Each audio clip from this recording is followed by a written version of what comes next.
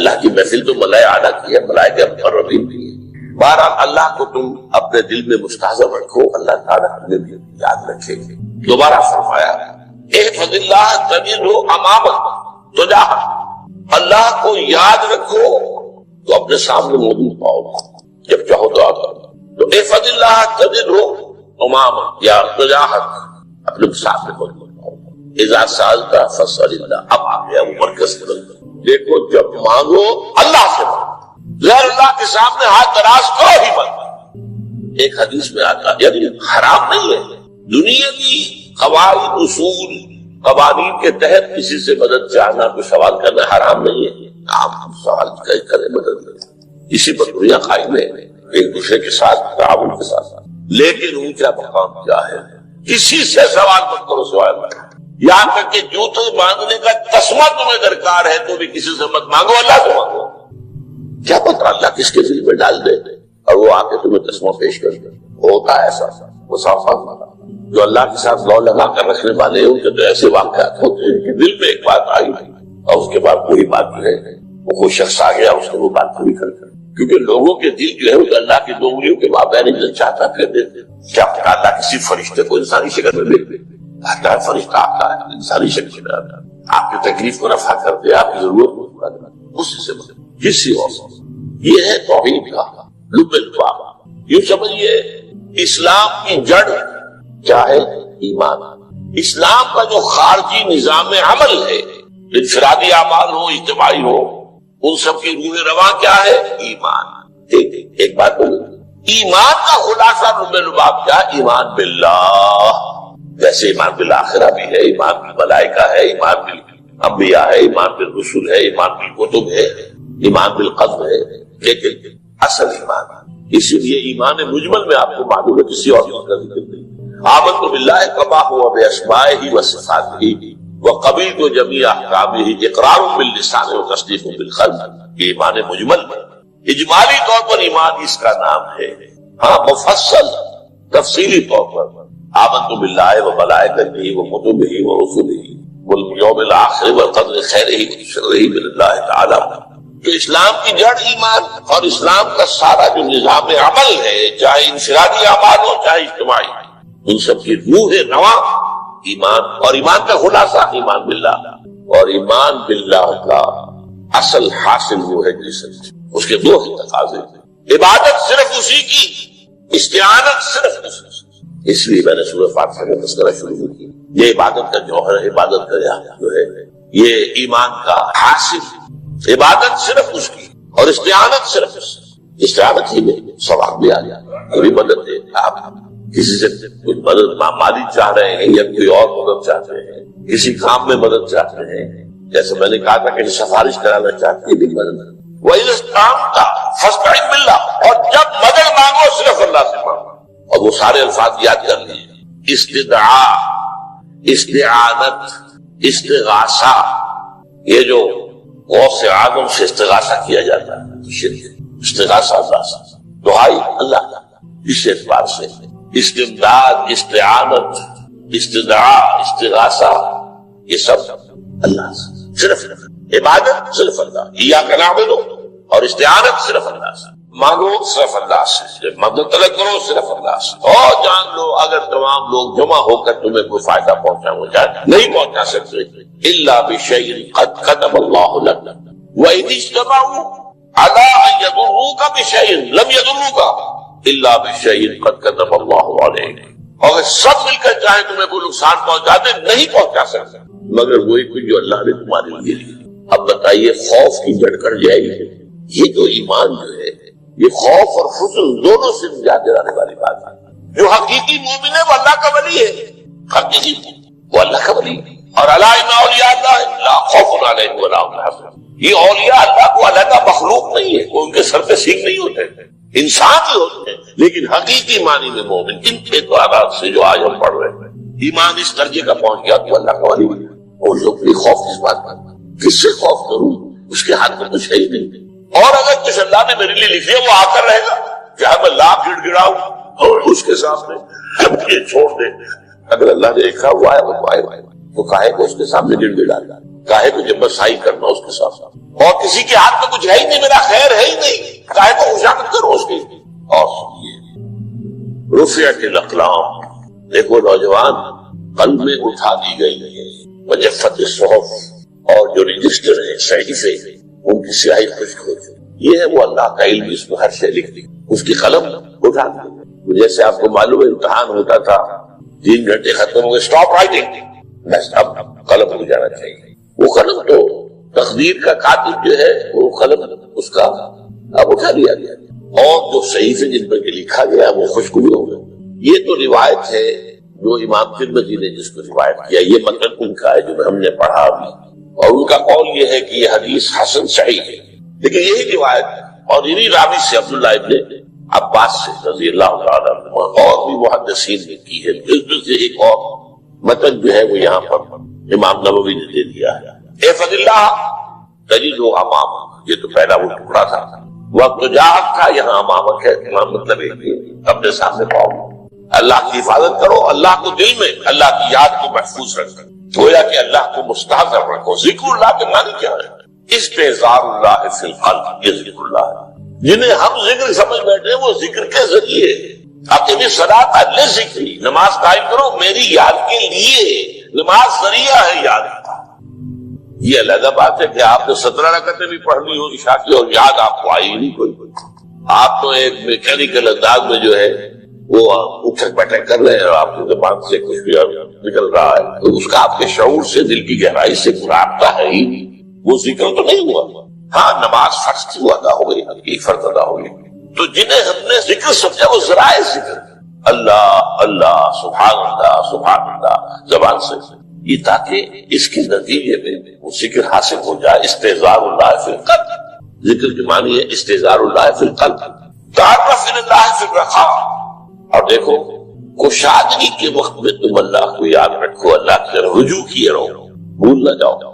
وہ نہ ہو جو کبھی کہا تھا بہادر شاہ ظفر کے اشعار میں سے، بہت دور کا شعر ہے، ظفر آدمی اس کو نہ جانیے چاہے کتنا ہی روح فاطمہ کا، جسے عیش میں یاد خدا نہ رہی، جسے تیش میں خوف خدا نہ۔ وہ ہے کشادگی کی حالت میں، جب تمہارے لیے کشادگی ہے، اللہ کی طرف رجوع کیے رکھو، یعرف کا فی شدہ، تو اللہ اپنی توجہ تم پر رکھے گا شدت کے وقت میں، تمہیں کوئی تکلیف ہے اس تکلیف کو تم پر آسان کر دے گا۔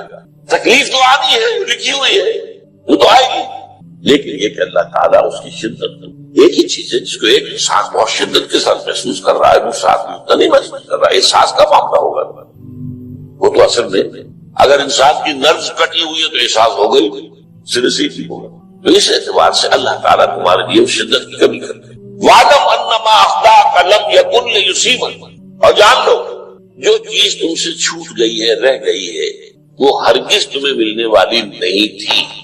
اب آپ نے کسی ملازمت کے لیے درخواست دی ہے، درخواستیں مانگی گئی ہیں، اپنی سی محنت کر لی، نہیں ملی ملازمت، اب آپ بیٹھے ہوئے افسوس میں، رنج میں، غم میں، فلاں نے یہ کر دیا، فلاں نے یہ کر دیا، وہ فلاں جو ہے بڑی تکڑی سفارش لے آیا تھا، فلاں نے رشوت دے دی، چھوڑو گے اس کو، وہ تمہارے لیے نہیں تھی۔ کاہے کو اپنے ذہن کے اندر یہ کھچڑی پکا رہے ہو بیٹھے، خواہ آپ شاید سوء ظن میں بھی مبتلا ہو رہے ہو، کسی نے نہ رشوت دی اور آپ سمجھتے ہو کہ رشوت دی ہے اسے، یہ ساری چیزیں جو ساری سیئات ان کی جڑ کٹ جائے گی۔ وَعْلَمْ أَنَّمَا أَخْطَأَكَ لَمْ يَكُنْ لِيُصِيبَكَ وَمَا أَصَابَكَ، جو چیز تم پر آ گئی لَمْ يَكُنْ لِيُخْطِئَكَ، ہو ہی نہیں سکتا تھا کہ وہ تم پر نہ آنا، یہ کر لیتا تو ہو جاتا، شاید یہ کر لیتا، میں نے ٹیکا پہلے لگوا دیا ہوتا تو یہ بات نہ ہوتی۔ بھائی وہ جو ہونا تھا وہ ہونا تھا۔ اب یہ وہ چیز ہے جس سے انسان میں کیفیت پیدا ہوتی، تسلیم و رضا۔ ہم بھی تسلیم کی خو ڈالیں گے، بے نیازی تیری عادت ہی صحیح، اے اللہ جو تو نے چاہا مجھے قبول ہے۔ اسی لیے میں نے آپ کو آیت سنائی سورۃ تغابن، ما اصاب من مصیبت الا باذن اللہ، کوئی مصیبت نہیں آتی مگر اللہ کے اذن سے۔ وَمَن یؤمن باللہ یہد قلبہ، جو اللہ پر ایمان رکھتا ہو اللہ اس کے دل کو ہدایت دے دیتا ہے۔ ہدایت کس بات کی؟ تسلیم و رضا۔ سر دوستاں سلامت نے تو خنجر آزمائی، نہ شبت نصیب دشمن کے شبت ہلا کے دے گا۔ اے اللہ تیری طرف سے مجھے قبول ہے، اور بظاہر مجھے تکلیف ہو رہی ہے لیکن یقیناً اس میں میرا کوئی خیر ہے۔ لیدک الخیر، تیرے ہاتھ میں تو خیر ہی خیر ہے، جو بھی تیری طرف سے آئے سر تسلیم خم ہے مزاج یار. اور یہ مضمون جو ہے زیادہ بڑے پیمانے پر سورہ حدید میں آیا ہے. ما اصاب من مصیبت فی الارض ولا فی انفسکم الا فی کتاب من قبل ان نبرأہا. کوئی مصیبت نہیں آتی نہ تمہاری جانوں میں نہ زمین میں زلزلہ آ جانا، سیلاب آ جانا، طوفان زمین کا دھس جانا، یا یہ ہے کہ تمہاری جانوں میں کوئی بخار ہو گیا، کوئی اور تکلیف ہو گئی، اچانک معلوم ہوا کہ انسان کو کینسر ہے اور کینسر بھی اب تھرڈ اسٹیج پہ پہنچ گیا. لیکن جو بھی آیا ہے وہ اللہ کے علم کی کتاب میں پہلے سے لکھا ہوا، فی کتاب من قبل ان نبرأہا. یہ کتاب میں درج ہے اس سے پہلے کہ مجھے ظاہر کرنا. اس کے نتیجہ کیا نکلنا چاہیے؟ لیکن لا تاسوا علی ما فاتکم ولا تفرحوا بما آتاکم.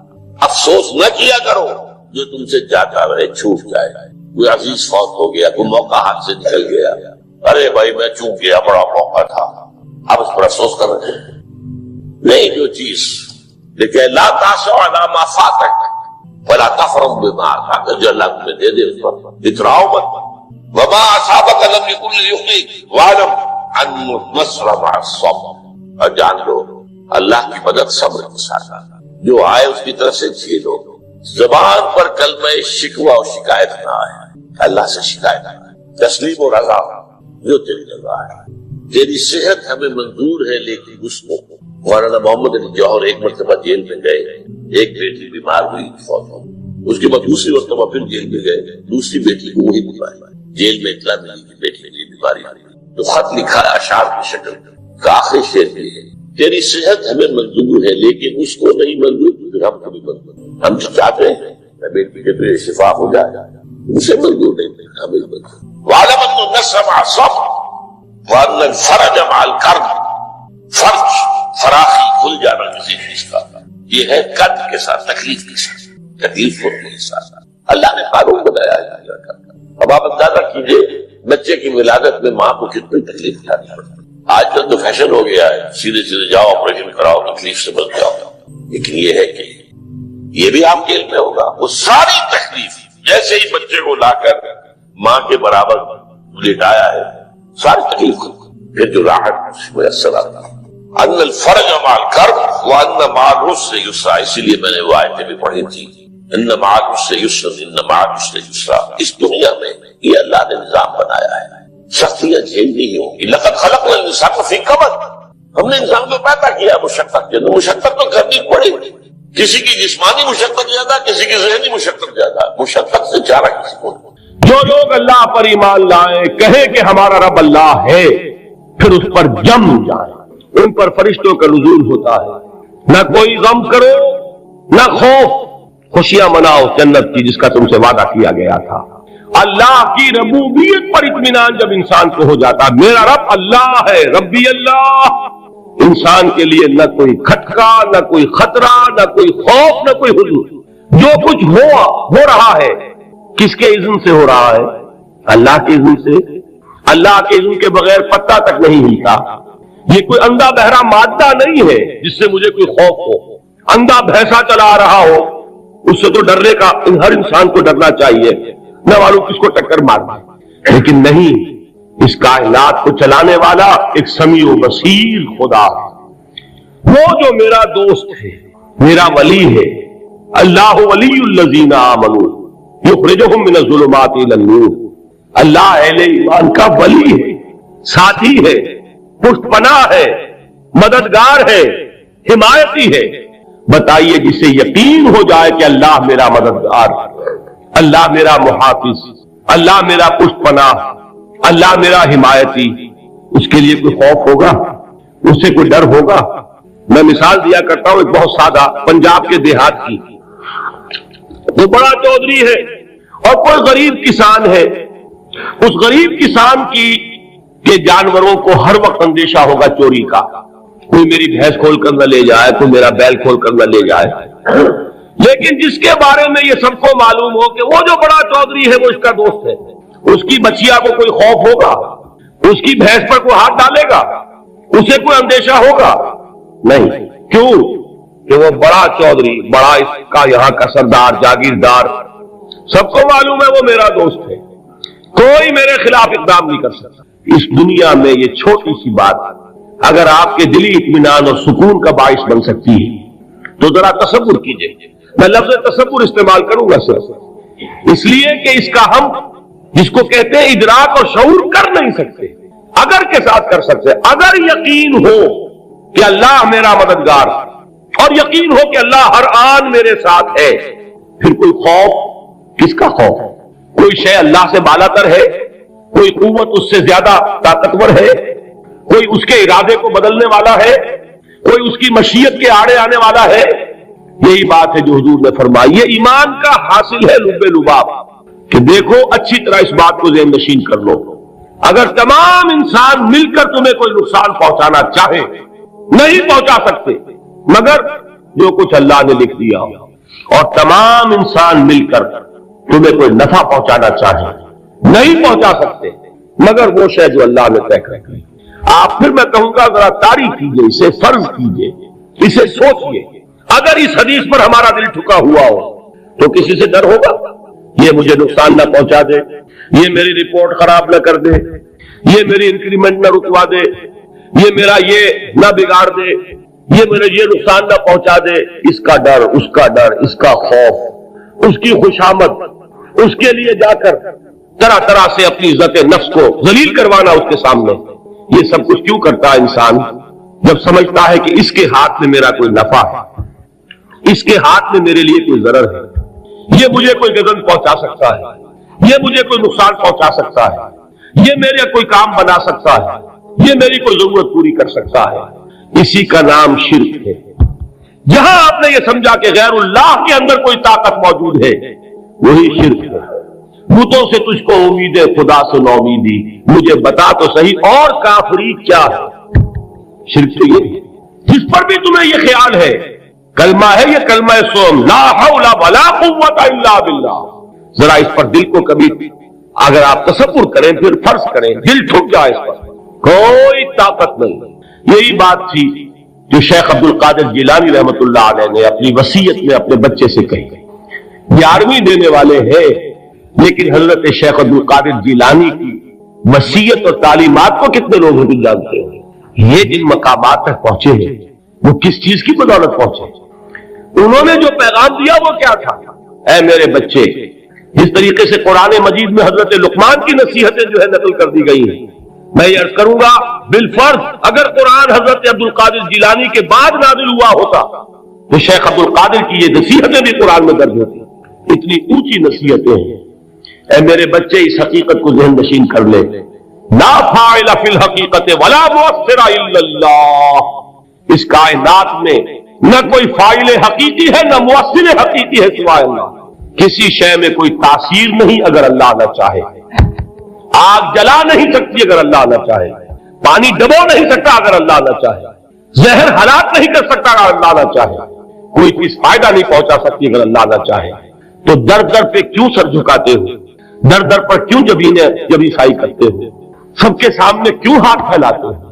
ایک اللہ سے مانگو، ایک اللہ کے سامنے جبین سر پر اپنی جبین رکھو. لا فاعل فی الحقیقت ولا مؤثر الا اللہ. نظر آتا ہے ہمیں کہ پانی پیاس بجھا دیتا ہے، پیاس بجھانے کی صلاحیت پانی میں نہیں ہے، اللہ کے اذن سے. کھانا بھوک مٹا دیتا ہے، بھوک مٹانے کی صلاحیت کھانے میں نہیں ہے، اذن رب میں. دیکھیے یہی یقین تھا. حضرت موسیٰ علیہ السلام کا واقعہ یاد کیجئے. سامنے سمندر آ گیا ہے، قوم دیکھتی ہے پیچھے کہ گرد و غبار کا طوفان. معلوم ہوا کہ فرعون اپنے لشکر سمیت آ گیا. لشکر جب چلتا تھا تیز رفتاری کے ساتھ تو گرد و غبار کا جو طوفان اٹھتا تھا اس کا تصور کیجیے. اور لمحہ بلمحہ وہ قریب آ رہا ہے. پوری قوم نے کیا کہا؟ اے موسیٰ انا لمدرکون، اے موسیٰ ہم کو پکڑے گئے. قرآن مجید میں تو یہاں وہ باتیں نہیں لکھی ہیں لیکن تورات میں یہ درج ہے کہ بنی اسرائیل جھگڑنے لگے، دست و گریبان ہو گئے موسیٰ کے ساتھ. موسیٰ نے یہاں مروایا لا کر، اس سے تو ہم ہی بہتر تھے. وہاں کھانے کو ملتا تھا، زندگی تو تھی، بیگار ہم کر رہے تھے، موت تو نہیں تھی. اب جو کچھ ہوگا اس کا تصور کرو، جس طریقے سے ہمارے ٹکڑے اڑائے جائیں گے. تو لڑ رہے ہیں حضرت موسیٰ علیہ السلام. یہ تورات کی تفصیل ہے. قرآن میں صرف اتنا آیا ہے، پریشان ہو کر انہوں نے کہا انا لمدرکون، موسیٰ ہم کو پکڑے گئے. اس وقت موسیٰ کا جواب کیا ہے؟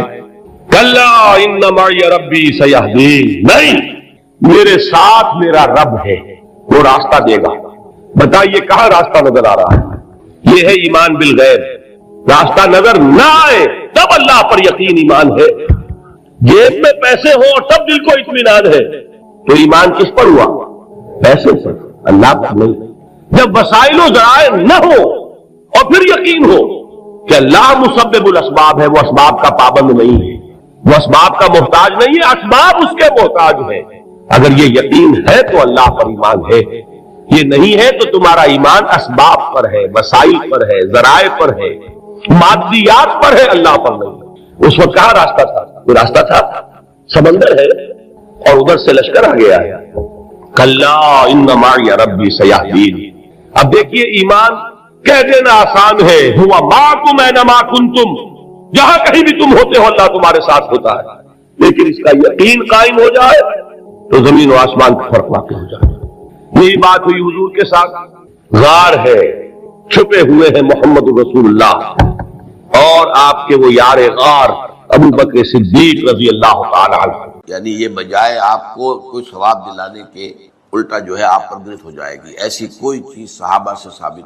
اور ہمارا دین وہی ہے، ما انا علیہ واصحابی، فرمایا جس میں میرا عمل ہے اور میرے صحابہ کا ہے۔ دین تو اصل میں جہاں تک ایصال ثواب کا تعلق ہے، اس میں ہمارے ہاں ذرا کافی مختلف آراء ہیں۔ مجھے اس رائے سے اتفاق ہے کہ مالی اگر کوئی عبادت ہے اس کا ثواب آپ اپنے کسی فوت شدہ منتقل کر سکتے ہیں۔ مطلب آپ نے کسی بیوہ کی کوئی مدد کی ہے، کسی یتیم کی کوئی مدد کی ہے، کسی دینی کام میں پیسہ لگایا ہے، کوئی صدقہ جاریہ شروع کیا ہے، خدمت خلق وغیرہ وغیرہ، اس کی تو جو ہے اس کے ثواب کو بھی کیا جا سکتا ہے کہ اللہ اس کا ثواب میرے والد یا میری والدہ کے پہنچا دے۔ جسمانی نہیں، آپ نماز پڑھ کے کہیں اس کا ثواب، یا روزہ رکھ کر کہیں کہ اس کا ثواب، یا یہ کہ آپ قرآن پڑھ کر کہیں یہ آپ ہی کو ثواب ہوگا، آپ خود پڑھیں گے آپ کو ثواب ہوگا۔ البتہ ایسے تمام افعال کے بعد جب آپ اللہ سے دعا کریں گے، یہ نہیں کہیں گے کہ میرے اس فعل کا ثواب منتقل کر دے، اے اللہ میرے والدین کی مغفرت فرما، تو یہ کوئی نیک کام کرنے کے بعد جو ہے اس دعا کی تاثیر وہ بڑھ جائے، بس اس پہلو میں انڈائریکٹلی اس کا ایک تعلق بن جائے گا۔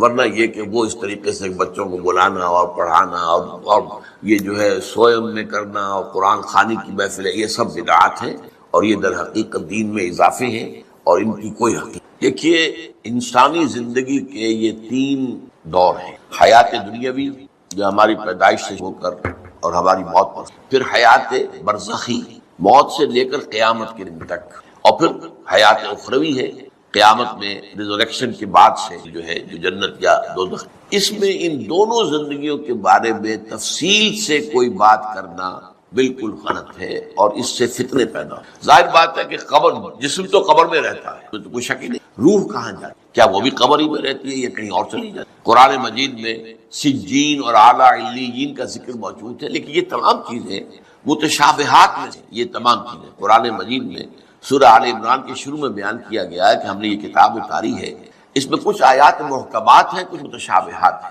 وہ متشابہات کا ایگزیکٹ مفہوم جاننا اس وقت ہمارے لیے ممکن نہیں، یہ تو جب اس عالم میں ہم پہنچیں گے تو معلوم ہوگا کہ ہاں یہ بات تھی کہ جو قرآن میں اس طور سے۔ لیکن یہ کہ اس وقت جو ہے جتنا کچھ ہمیں حدیث صحیح میں مل جائے یا قرآن میں، اس عالم برزخ میں بھی یہ تو ہوتا ہے کہ جو نیک لوگ ہیں انہیں کچھ نہ کچھ جو ہے اثرات اچھے ان پر پڑتے رہتے ہیں، ان کی ارواح پر، اور کچھ جو برے ہیں ان کے اوپر جو آخری انجام ہونا ہے اس کی ریفلیکشن ہوتی رہے، جس کو حدیث میں کہا گیا ہے کہ ہر قبر جو ہے وہ یا تو جنت کے باغیچوں میں سے ایک باغیچہ ہے یا دوزخ کے گڑھوں میں سے ایک گڑھا ہے، یا کہیں کہہ دیا جاتا ہے کہ کھڑکی کھول دی جاتی ہے اس میں، یا جنت کی طرف سے ٹھنڈی ہوائیں آئیں، خوشبوئیں آئیں، اور یا دوزخ کی طرف سے کہ آگ کی لپٹ آئے۔ دوزخ میں داخل ہوں گے قیامت کے بعد ہی اور جنت میں داخل ہوں گے قیامت کے بعد ہی، لیکن اس کے کچھ آثار پڑنے شروع، وہ جس کو انگریزی میں آپ کہتے ہیں coming events cast their shadows before, بعد میں آنے والے واقعات جو ہیں ان کے کچھ سائے جو ہیں پہلے سے آنے شروع ہو جاتے ہیں۔ تو اسی طرح سمجھیے کہ جو کچھ آخرت میں کسی انسان کے ساتھ ہونا ہے اس کا ایک عکس جو ہے وہ عالم برزخ میں، اسی لیے قرآن مجید میں یہ بھی آیا ہے کہ یہ جو آل فرعون تھے یہ صبح و شام جہنم پر پیش کیے جائے اور قیامت کے دن پہ کہہ دیا جائے گا ادخلوا آل فرعون النار، ان کو داخل کر دو آگ کے۔ تو یہ اس حد تک، باقی یہ ہے کہ تفصیل میں جانا، ہاں ایک رائے ہے یہ شاہ ولی اللہ دہلوی رحمۃ اللہ علیہ کی، اگر ان کی رائے نہ ہوتی تو میں اسے بیان بھی، لیکن یہ کہ وہ ایک بہت بڑے محدث اور بہت مفکر اور دین کے فلسفے سے بہت بڑے واقف انسان تھے. انہوں نے کہا کہ جو اولیاء اللہ ہوتے ہیں، اللہ کے نیک بندے، اللہ کے بندے، ان کے انتقال کے بعد ان کی روحوں کو بھی اللہ فرشتوں کے طبقہ اسفل میں شامل کر. یہ فرشتے ہیں نا، اس وقت بھی موجود. ابھی شاید اگلے ہی جمعے میں وہ حدیث جو ہے اس کا بیان آئے گا کہ جب بھی کسی گھر میں، اللہ کے گھر میں کچھ لوگ اس لیے جمع ہو کہ اللہ کی کتاب پڑھیں اور سمجھیں اور سمجھائیں، تو ان کے اوپر فرشتے گھیرا ان کا ڈال لیتے اور ان پر اللہ کی طرف سے سکینت نازل ہے اور رحمت نازل ہے، اور اللہ ان کا ذکر کرتا ہے فرشتوں کے پاس، دیکھو میرے بندے، تم کہتے تھے یہ فساد مچائے گا، دیکھو یہ بھی تو ہے نا جو میرے کلام کو پڑھنے کے لیے میرے گھر جمع ہے. تو فرشتے ہیں موجود، ہم میں سے ہر ایک کے ساتھ 2 فرشتے موجود. تو یہ فرشتہ اسفل ہے، سب سے نیچے، جو دنیا کے کاروبار کو چلانے میں اللہ تعالیٰ کے سول سرونٹس، پھر اس سے اوپر کے فرشتے ہیں، اس سے اور اوپر کے فرشتے ہیں، پھر مقربین ہیں جو اللہ تعالیٰ کے قریب ترین فرشتے ہیں. لیکن یہ کہ ملائکہ کے طبقہ اسفل میں شامل کر لیتے ہیں تاکہ جو کام اللہ تعالیٰ ملائکہ سے لیتا ہے اسے بھی لینے شروع کر دیتا ہے. لیکن ہمیں یہ اجازت نہیں ہے کہ ہم فرشتوں کو پکار کر کہیں کہ اے فرشتے، اے جبریل، اے میکائیل یا فلاں، اے منکر جو یا میرے جو ہے کرامن کاتبین میرا یہ کام کر. یہ شرک ہے. اسی طرح ہو سکتا ہے کہ انبیاء کی ارواح جو ہے وہ بھی اللہ تعالیٰ نے شامل کی ہوئی اس لشکر کے اندر، وہ کام کر رہے ہیں اور وہ اللہ تعالیٰ کے مختلف معاملات جو ایگزیکیوٹ کرتے ہیں. لیکن ہم کسی کو پکار، جس قوم کا یہ حال ہو، جس امت کے بارے میں قرآن یہ کہہ رہا ہے، یہ کوئی تورات کی آیت نہیں ہے، یہ کوئی تالمود کا جملہ نہیں ہے، قرآن 6 رکوع کی پہلی آیت بھی یہی ہے، اور ایگزیکٹلی یہی آیت جو ہے 15ویں رکوع کی پہلی ہے سورہ بقرہ. لیکن یہ کہ ایک بات نوٹ کر لیجئے، یہ اس سے پہلے کبھی میں نے نہیں کہی ہے، آج کہہ رہا ہوں. اصل میں حضرت موسیٰ علیہ السلام کا جو مشن تھا، اس میں جہاں دعوت توحید اور اللہ کے دین کی دعوت کا عنصر شامل تھا، یقیناً اس کے بغیر تو کوئی رسول ہو ہی نہیں سکتا، لیکن اس کے اندر ایک بہت نمایاں پہلو ایک قومی جذبہ تھا، ایک قوم کو ظلم سے نجات دلانا. بنی اسرائیل ایک قوم تھے، حضرت یعقوب علیہ السلام کے 12 بیٹوں سے 12 قبیلے، اور کچھ عرصہ مصر میں وہ بڑے شان کے ساتھ رہے، ٹھاٹھ کے ساتھ رہے. ان پر جو بادشاہ وقت تھا ان کی بڑی جو ہے وہ مہربانیاں تھی، کرم فرمائیاں تھی. کیا وجہ کیا ہے، یہ ایک علیحدہ مسئلہ ہے، کیوں تھا وہ میں اس وقت ڈسکس نہیں کر سکتا. تو حضرت موسیٰ علیہ السلام گویا کہ دوہری بعثت کے ساتھ آئے. آل فرعون کو وہ رسول بن کر آئے کہ مانو مجھے اور میری اطاعت کرو، اعبدوا اللہ واطیعون. اور بنی اسرائیل کے لیے وہ نجات دہندہ بن کر آئے کہ انہیں فرعونیوں کے، آل فرعون کے مظالم سے اور سختیوں سے اور پرسیکیوشن سے اور ٹارچر سے نجات دے. اب جہاں قومی معاملہ ہوتا ہے وہاں ظاہر بات ہے کہ ذاتی تربیت، اخلاقی تربیت کا اتنا موقع نہیں ہے. وہ تو قوم کو بچانا ہے، قوم میں اچھے بھی ہیں، برے بھی ہیں، نیک بھی ہے، بد بھی ہے، شریر بھی ہے، شریر بھی ہے. اس اعتبار سے حضرت موسیٰ علیہ السلام کی جو قوم تھی، اگرچہ اللہ تعالیٰ نے 9 معجزات دکھائے آل فرعون کو اور پھر ایک معجزے کے ذریعے سے ہی اس قوم کو نجات دی، لیکن یہ قوم تھی. اس قوم میں ایسے بھی تھے جو حضرت موسیٰ پر واقعی صدق دل سے ایمان رکھتے تھے، جیسے یوشع ابن نون، یوشوا جس کو کہتے ہیں بائبل، غالب ابن یفنہ. لیکن ایسے بھی تھے جو ڈھل مل تھے، کچھ مانتے تھے کچھ نہیں مانتے تھے، اور ایسے بھی تھے جو صرف اسرائیلی ہونے کی وجہ سے شامل تھے، ورنہ انہیں حضرت موسیٰ علیہ السلام کے اوپر کوئی ایمان، کوئی یقین نہیں. چنانچہ یہ الفاظ آئے ہیں قرآن مجید میں کہ ما آمن بموسیٰ الا ذریۃ من قومہ، صرف کچھ لوگ نوجوان تھے جو ان کی قوم میں سے ان پر حقیقتاً ایمان لائے، ورنہ اکثر و بیشتر لوگ جو ہے وہ ایک قومی جذبے کے ساتھ تھے کہ ہمیں قوم سے، جو ظالم قوم ہے، نجات دلانے کے لیے یہ آیا تو ہم بھی ساتھ ہیں. لیکن ان کا کہیں بھی جو معاملہ بحیثیت قوم، بحیثیت مجموعی، وہ وفاداری کا نہیں تھا حضرت موسیٰ علیہ السلام. لہذا دیکھیے اب ان کا کیا رویہ رہا عین حضرت موسیٰ علیہ السلام کے ساتھ، جن کے ذریعے سے اللہ تعالیٰ نے انہیں نجات دی، جن کے ذریعے سے آل فرعون کے سے انہیں آزاد کرایا، انہیں لے کر مصر سے نکل آئے ہیں سینائی پیننسلا میں. لیکن جب وہ دین کا وہ تقاضا آیا کہ اب جان ہتھیلی پر رکھ کر نکلو میدان میں، قتال کرو، اب جنگ کرو، جیسے کہ ہجرت کے بعد مدینے میں وہ مرحلہ آ گیا محمد رسول اللہ صلی اللہ علیہ وسلم کے ساتھیوں کے ساتھ، ایسے ہی حضرت موسیٰ ہجرت کر کے اپنی قوم کو لے کر سینائی پیننسلا میں آ گئے، اور وہاں سے آگے اب جانا تھا ارض مقدس، وہی جو حضرت ابراہیم علیہ السلام کا مسکن تھا، حضرت اسحاق کا مسکن تھا، انبیاء کرام کا مسکن تھا، لہذا جس کو ارض مقدس کہا گیا. آج جو آپ کو معلوم ہے دنیا کے اندر جو عالمی ٹکراؤ ہونے والا ہے وہ اسی ارض مقدس کے لیے ہونے والا. یہودی چاہتے ہیں کہ اس پورے ارض مقدس پر ان کا غلبہ، عیسائی چاہتے ہیں کہ ان کا غلبہ، اور مسلمان جو کہ یوں سمجھیے 1400 برس سے اس ارض مقدس کے اوپر ان کا قبضہ ہے، ان کی حکومت ہے، ان کا تسلط ہے، اب ان کو جو ہے گویا کہ مجبور کیا جا رہا ہے کہ ان سے دستبردار ہو جائے۔ یہ جو ایک تصادم آنے والا ہے، بہت عظیم تصادم کی شکل اختیار کرنے والا، میرا اس وقت یہ منہ نہیں ہے۔ اس وقت جو کچھ میں کہنا چاہ رہا ہوں کہ جب وہ مرحلہ آیا بنی اسرائیل کے تاریخ میں کہ اب جان ہتھیلی پر رکھو، میدان جنگ میں آؤ، تو کوڑا جواب دے دیا، فَاذْهَبْ أَنْتَ وَرَبُّكَ فَقَاتِلَا إِنَّا هَاهُنَا قَاعِدُونَ، جاؤ موسیٰ تم اور تمہارا رب جاؤ اور جنگ کرو، ہم تو یہیں بیٹھے ہیں۔ اے موسیٰ تم کہہ رہے ہو کہ فلسطین میں داخل ہو جائیں، وہاں تو بڑی طاقتور قوم ہو، فیہا قوم جبارون، ہم ان سے مقابلے کی سکت نہیں رکھتے، تم جاؤ اپنی لاٹھی لے جاؤ۔ لٹھیا یہ جو ہے اس نے بڑے بڑے مار کے سر کیے ہیں، اس لٹھیا نے، اس عصا نے سمندر پھاڑ دیا اس نے، اور چٹان میں سے 12 چشمے نکال دیے اس نے، تو اس کو لے جاؤ اس کو اپنے ساتھ اور جا کر جنگ کرو اور نکال دو ان کو وہاں سے، جب وہ وہاں سے نکل جائیں گے تو ہم داخل ہوں۔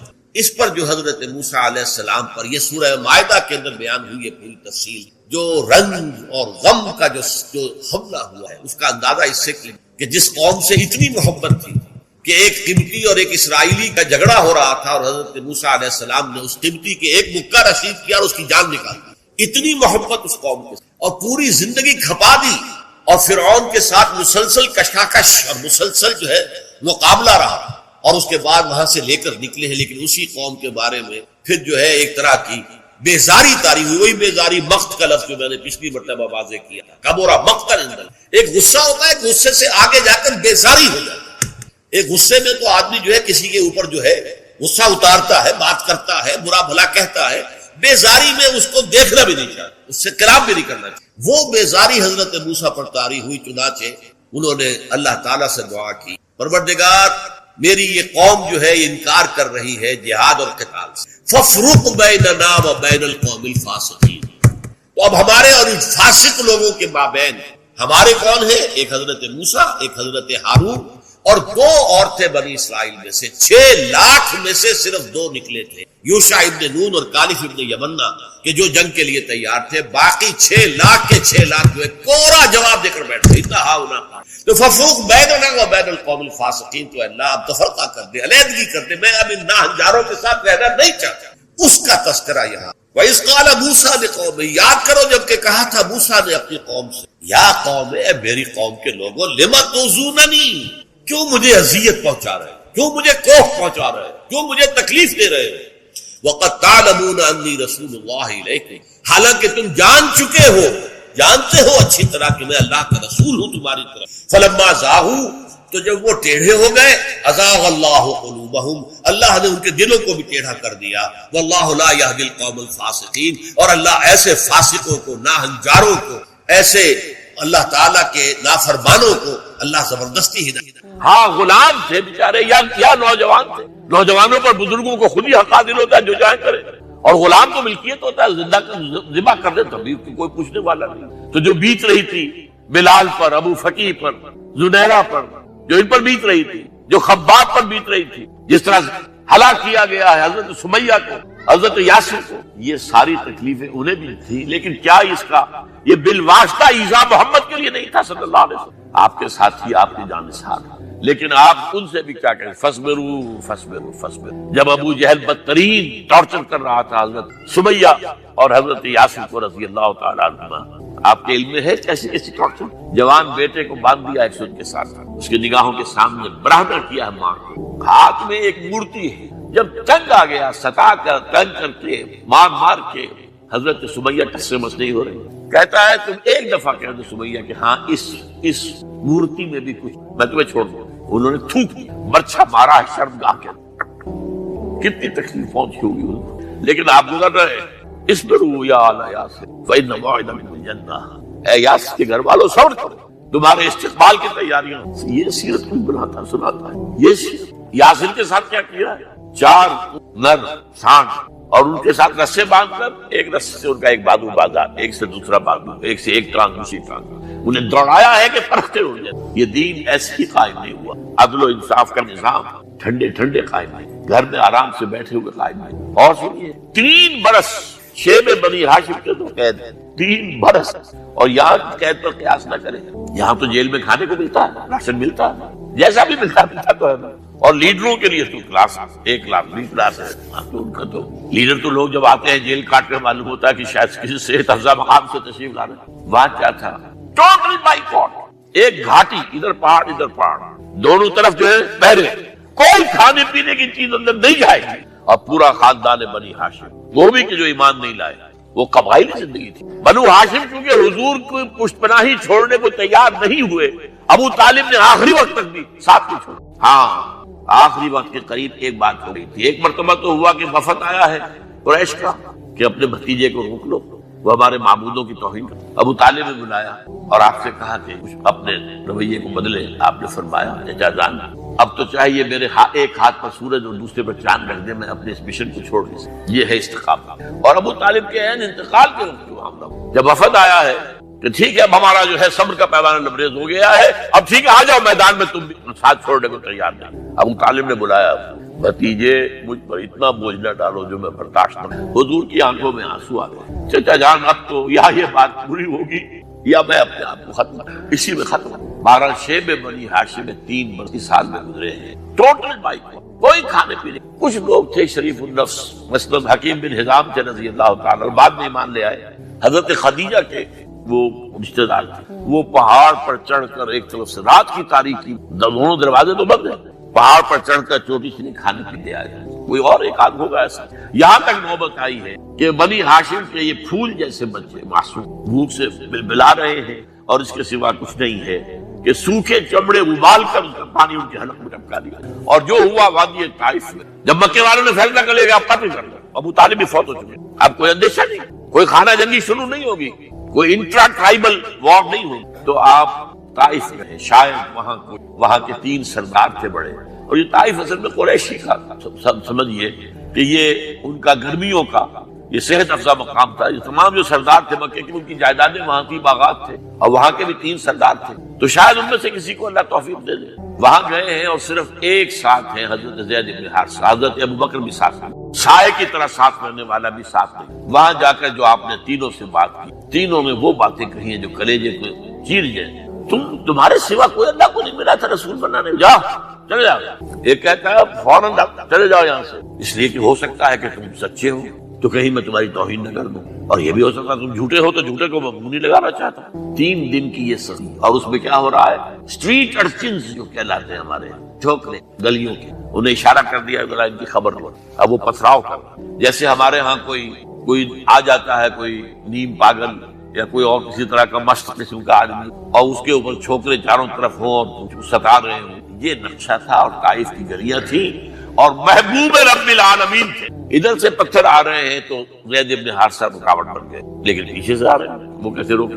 پیچھے جاتے تو ادھر جسم لہو لہان ہے، خون رس رس کر زخموں سے جوتیوں میں آ کے جم گیا ہے. پھر وہاں سے آپ نکل کر گئے ہیں ایک باغ میں، پھر پناہ کی ہے تھوڑی دیر کے، جوتے بڑی مشکل، خون جمع ہوا، اور وہ جو پھر دعا نکلی ہے آپ کے کلیجے کو چیر جانے والی. اللہم الیک اشکو ضعف قوتی وقلت حیلتی وحوانی علی الناس. اے اللہ تیری جناب میں فریاد لے کر آیا اپنی قوت کی کمی کا، اپنے وسائل کی کمی کا، اور لوگوں میں جو رسوائی ہو رہی ہے. الی من تکلنی الی بعید یتجہمنی او الی عدو من لقت امری. مجھے کس کے حوالہ کر دیا؟ مجھے دشمن کے حوالے کر دیا جو چاہے میرے ساتھ کر دے. فریاد ہے کہ نہیں؟ بڑی زوردار فریاد ہے، بڑی زوردار. لیکن پھر مقام عبدیت کا ظہور ہوتا ہے. ان لم یکن علی غضبک فلا ابالی. اے اللہ اگر تو ناراض نہیں ہے، مجھے اندیشہ یہ ہو گیا کہ کہیں تو ناراض تو نہیں ہو گیا، کہیں تو نے میرا ساتھ تو نہیں چھوڑ دیا. اگر تو ناراض نہیں تو مجھے کوئی پرواہ نہیں. جو ہو سو سر تسلیم خواہ جو مزاج ہے. واپس آئے ہیں تو مکے میں داخل نہیں ہو سکتے، وہاں تو قتل کا فیصلہ ہو چکا. باہر ہی آپ نے ڈیرا لگایا، زید بن حارثہ کو بھیجا فراشس کے پاس جاؤ کہ تم اگر امان میں لے لو محمد کو تو محمد آ جائے. تو میری یہ پوزیشن، میں قریش کے مقابلے میں امان نہیں. دوسرے کے پاس بھیجا، اس نے بھی کچھ ایسے جواب دیا. تیسرے کے پاس جب گئے حضرت زید مطعم بن عدی، اس نے کہا ٹھیک ہے میں امان دیتا ہوں محمد کو، وہ آ جائے مکے میں. حضور سے آگے کہا، حضور نے فرمایا نہیں جا کر کہو، آ کر لے کر. کیوں؟ کیا پتا اچانک جو ہے میرے داخل ہوتے ہی کوئی مجھ پر حملہ کرے، قتل کر. وہ تو یہ کہہ سکے کہ ہمیں کیا پتا تھا. مطعم نے جو ہے امان دی ہے. I never knew it.